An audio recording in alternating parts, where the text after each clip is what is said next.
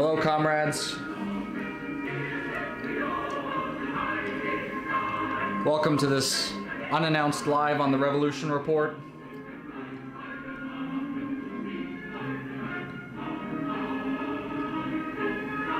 We're going to be talking about a recent FBI raid on the African People's Socialist Party that leads the Uhuru movement in the United States. If you don't know what that is, that's okay. I'm going to explain it soon.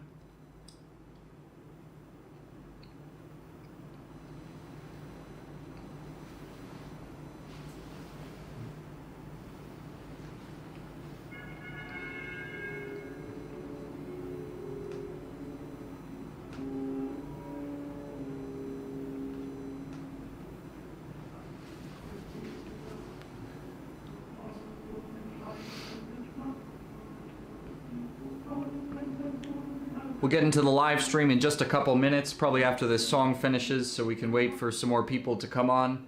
This is some really important news that happened just recently concerning an anti-imperialist, socialist, pan-Africanist party in the United States that is against intervention in the Ukraine conflict, against blaming Russia for all of the United States problems. We're going to talk about that.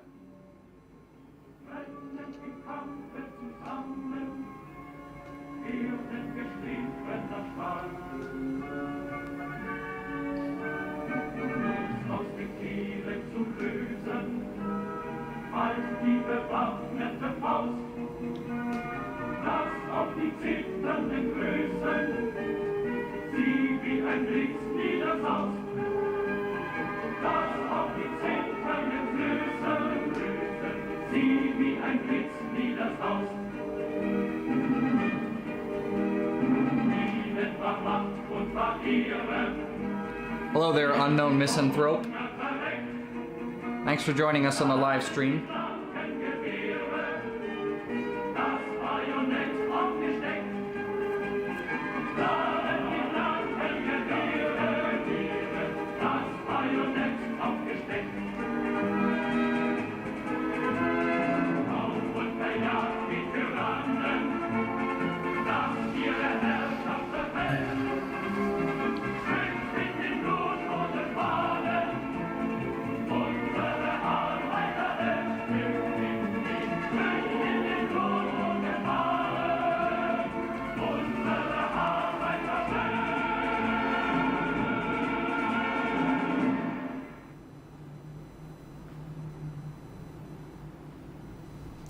All right, comrades, thanks for joining us on the Revolution Report, this unannounced live stream I decided to do. As you can see, it's titled, Attention Comrades, McCarthyism has returned. It's about the African People's Socialist Party in the United States that has, that leads the Uhuru movement, which is also a socialist, pan-Africanist or African internationalist movement, anti-imperialist movement that has just had its building raided by the FBI. The reason for this is because the FBI just released an indictment of a Russian national. So this indictment is titled, Russian National Charged with Conspiring to Have U.S. Citizens Act as Illegal Agents of the Russian Government. All right? I'm going to read you several parts from this indictment so you just understand the kind of language that's used in it, the kind of language that's being used now by the U.S. government in cracking down on internal opposition, people who oppose what the capitalist state in the United States has become, people who oppose hating anti-imperialist countries that are struggling against Washington's attempt to basically take over the entire world. It's becoming to look really scary. I mean, I'll read you some exact excerpts from this indictment, which I'll link in the description of this video so you can understand it. Ayanov, this is the last name of the Russian national who's being indicted here, allegedly to pull the strings of American opposition political groups to sow discord in the United States. I mean, we've heard the same stuff from the Democratic Party when they were accusing Trump of colluding with Russia, and obviously all of that ended up being just nonsense, nothing in common with reality. So just to read you some of these quotes, Ionov allegedly orchestrated a brazen influence campaign turning U.S. political groups and U.S. citizens into instruments of the Russian government. This is according to Assistant Attorney General Matthew G. Olson of the Justice Department's National Security Division. The Department of Justice will not allow Russia to unlawfully sow division and spread misinformation inside the United States. This indictment accuses this Russian national of providing financial support to these groups. By the way, the indictment accuses this person of being an FSB agent and accuses him of working in cooperation with other FSB agents to support these American opposition groups. It says that Ionov provided financial support to these groups, directed them to publish pro-Russian propaganda, coordinated and funded direct action by these groups within the United States intended to further Russian interests, and coordinated coverage of this activity in Russian media outlets. Ionov also relayed detailed information about this influence campaign to 3 FSB officials. Another quote is, secret foreign government efforts to influence American elections and political groups threaten our democracy by spreading misinformation, distrust, and mayhem. The department is committed to ensuring U.S. laws protecting transparency in the electoral process and the political system are not undermined through foreign malign influence. Again, we're talking about American opposition political groups that are supposedly spreading foreign malign influence. A Black Power organization, a socialist organization in the United States made up of Americans. The prosecution of this criminal conduct is essential to protecting the American public when foreign governments seek to inject themselves into the American political process. We will continue to work with our partners at the FBI to investigate these events and will continue to follow the evidence to ensure justice is done. The impact of Russian malign foreign influence cannot be overstated. The FBI will aggressively pursue any foreign government that attempts to divide American citizens and poison our democratic process.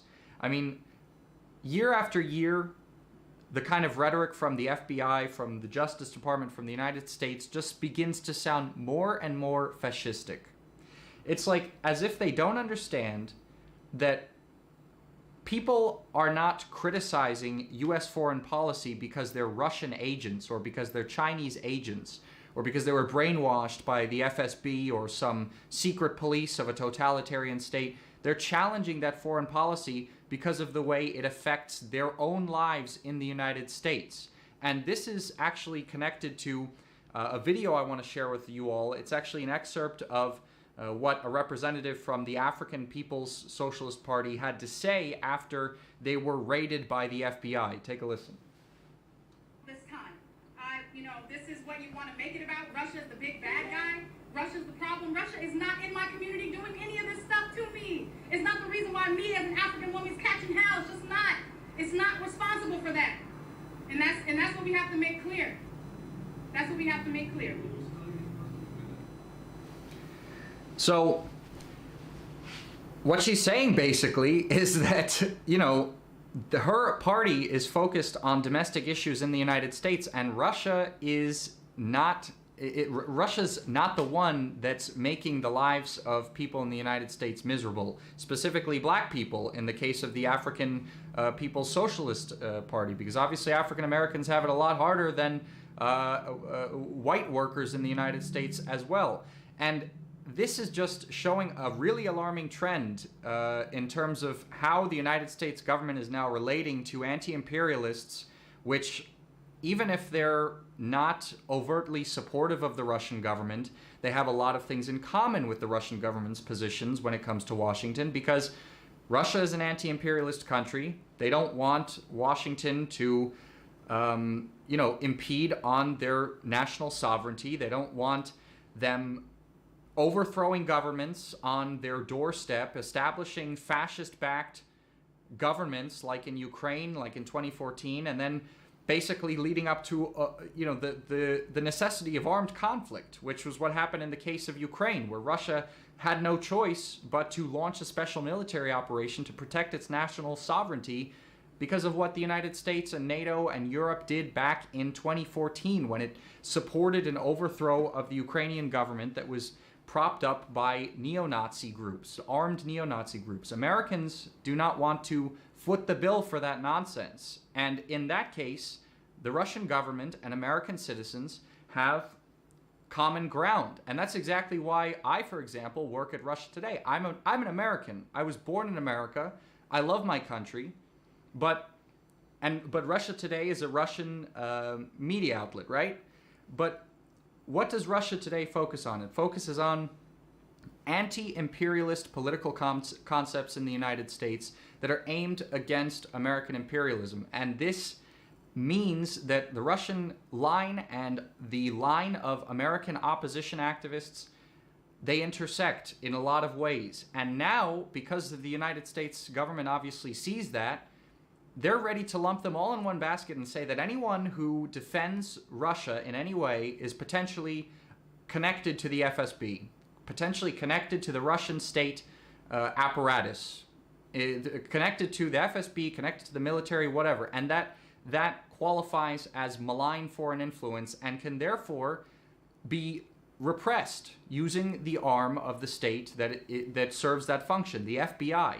Raiding people's offices because of some sort of association with Russia, saying that the Russian government, saying FSB is pulling the strings of this organization because of some, I don't know, no evidence was put forward to back up these claims in the indictment. It's just hearsay as of now, and it even says it in the indictment that nobody, like, these are just accusations, but accusations are of course enough for the FBI to go and raid this socialist organization's property in the United States on a hunch. And the only thing that was put forward in this indictment in terms of the FBI trying to prove that this organization was somehow having its strings pulled by the FSB is that representatives of that organization were paid to come to a conference in Russia, in St. Petersburg. If that's what amounts to collaboration with the FSB, then I'm a collaborator with the FSB then, because I've gone to conferences in Russia. I've gone to conferences in Donbass, in the Lugansk People's Republic, in the Donetsk People's Republic before the special military operation began. I was invited there. They gave us housing and they took us across the People's Republics to see what exactly was going on there with our very own eyes. So we got to see what exactly the Ukrainian military was doing to the peace-loving people of Donbass. We didn't see it on the TV. We didn't see it in Russian media or Western media. We saw it with our very own eyes. And to be honest, that's one of the things that made me so passionate about this conflict. I don't have any family in Donbass. None of my family members are negatively affected by this, but I saw with my very own eyes a clear injustice going on in the world. The fact that Ukraine was oppressing the people of Donbass. I saw it as an irrefutable fact before my very eyes. And now it's seeming like the United States government considers that a crime. So this is like a horrific development, I think, in terms of what the US government considers to be freedom and democracy in the United States, which they claim to be defending, when in reality, any sort of actual political opposition that gets any sort of popularity in the United States outside of the two-party system, outside of fringe groups or controlled opposition groups, they will be crushed. This is the message that the FBI is sending right now. And it's just going to show, I mean, things didn't seem like they were at that point several years ago, but with the start of the Russian military operation and the fact that the United States gave Ukraine a blank check, they're basically, obviously giving them billions of dollars worth of weapons, billions of dollars in terms of aid, taking everything the Ukrainian government says about what's going on there at face value, republishing it without any sort of critical thought connected to it, and completely rejecting everything that the Russian side is saying about anything, even though, you know, there's indisputable evidence that the Ukrainian military is using Western-supplied HIMARS missile systems, which are long-range, to bomb civilian areas in Donbass that have nothing connected to the military anywhere near it. And this was actually said by Russia's envoy to the United Nations today. He showed pictures of the children that were killed by these long-range missile systems, children who lived far away from any sort of military positions. And this is happening every single day, that innocent people are dying as a result of these Western weapons that are being given to the Ukrainian military. And they're also, you know, I don't know how many of you know, but Ukraine is one of the most, the Ukrainian government is one of the most corrupt governments in the world. And tons of these weapons that are going to Ukraine are ending up in the hands of black marketeers. Who knows where they're going to end up in? Who knows where they're going to end up when there's another conflict somewhere else in the world? So this sets like a terrible precedent. This FBI raid of these of the office of the African People's Socialist Party. I mean, what is it going to mean for anyone else who takes an anti-imperialist position and finds themselves in the same camp that the that Russia's in? What does that mean for us? It means that we could it mean that we could possibly be arrested? Could we be considered spies under the Espionage Act, like Julian Assange, simply for taking a different stance against the government? This, to me, is absolutely crazy. That's why I had to do this live stream about this and bring this information to you guys. And I was going to do a live stream about a number of other things anyway, but then this came at the last minute. But I'm going to give you a little rundown of other things I wanted to talk about, because it's completely connected to why the U.S. position that we're being told just to follow blindly, and if you don't, you could possibly be raided by the FBI, why that position is just every day getting worse and worse. Just recently, depending on where you are, it was today or yesterday, depending on where you are when you're watching this, the Ukrainian military bombed a pre-trial detention center in Donbass that had dozens of Ukrainian POWs. So the Ukrainian military killed dozens of its own soldiers that were being held prisoner in this pre-trial detention center. They killed them all, or the vast majority of them. They injured a large number as well. And now the Ukrainian media is for some reason saying that Russia did it for some reason, that Russia destroyed its own pre-trial detention center of Ukrainian POWs that are actually constantly talking about how there are war crimes being committed on the Ukrainian side of the front line, that the Ukrainian forces are committing war crimes using human shields. They're corroborating a lot of what the Russian Defense Ministry is saying. And so why would Russia want to destroy a detention center full of people that are potential propaganda victories for Russia's side, you know? Why would Russia do that? It makes a lot more sense for Ukraine to do that, because number one, there's not people, you know, those people will keep their mouth shut. I mean, the person who keeps his mouth shut best is someone who's dead. And second of all, it would deter other Ukrainians from surrendering and doing the same thing. So this is another thing. And also, the other thing I wanted to mention briefly is the fact that there's been this ongoing thing with China lately, with Nancy Pelosi's visit to Taiwan, which is obviously part of China, and the United States doesn't even recognize Taiwan as independent from China, and yet the world is the closest it's been to nuclear war in a very, very long time, just connected to the Ukraine conflict. And yet the United States government thinks it's a good idea to antagonize China right now. Xi Jinping has said the U.S. should not play with fire when it comes to Taiwan. The Chinese government has said that it will take forceful measures if Nancy Pelosi goes through with this visit. It's made tons of warnings, and at the same time we see people like John Bolton, Senator Bob Menendez, talking about how they should go through with this visit because they don't want to look weak in front of China. Like, this is crazy. This is craziness at a level that, as a journalist, I have not seen for a long time. At a level where we're so close to, worldwide confrontation, the potential of nuclear war, and the United States, it's just not getting enough. It wants to continue to antagonize China in a way it hasn't in decades, because the last time there was a visit of a U.S. official of the stature of Nancy Pelosi, it was 25 years ago. And this is alongside the U.S. Navy trying to antagonize China in the South China Sea as well. So what's the point of creating all of this tension on top of everything that already exists right now? It's like the worst time possible. And then at the same time, we have opposition political groups in the United States being raided by the FBI. So really a crazy day that has seen a lot of nonsense. But anyway, I wanted to answer some of the questions you guys might have in the chat here. I see a lot of people have messaged in the chat. I'll spend a little bit answering some of your questions. It's already 11:30 p.m. here in Moscow, so I'm a bit tired, but I'm going to see if I can get to a couple. This is not pre-recorded, Mr. or Miss or Mrs.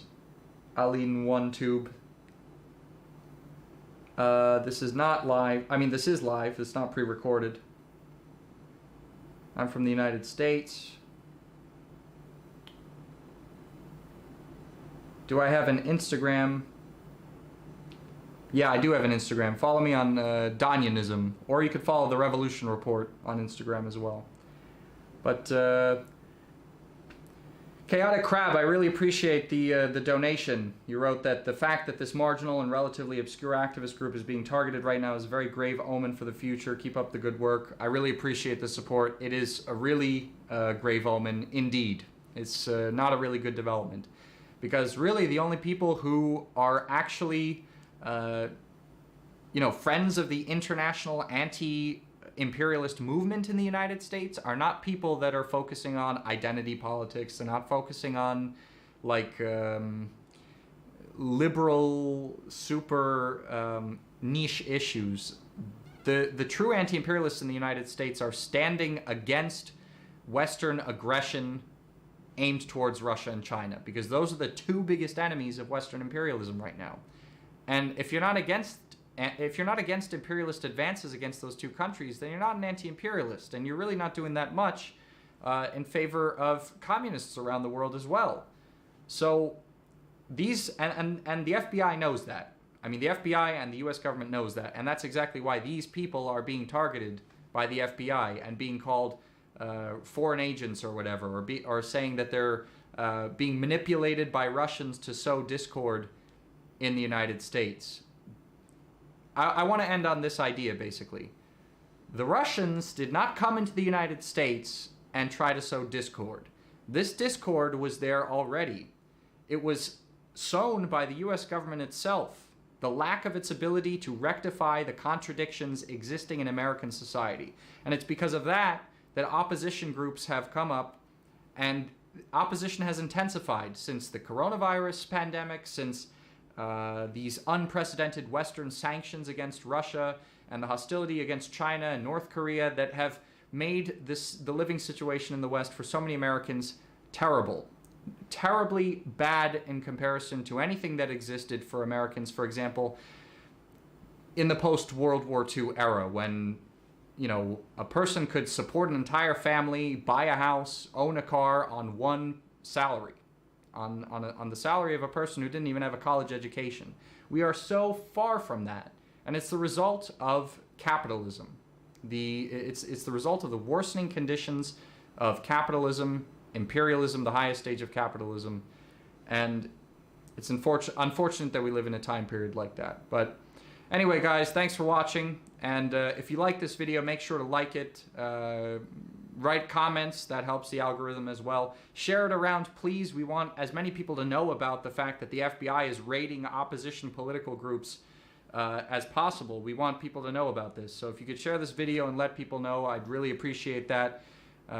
It's, you know, it's a small task to do for the movement to help communists around the world and in the United States. But until then, I'll see you in the next video, and workers of the world unite.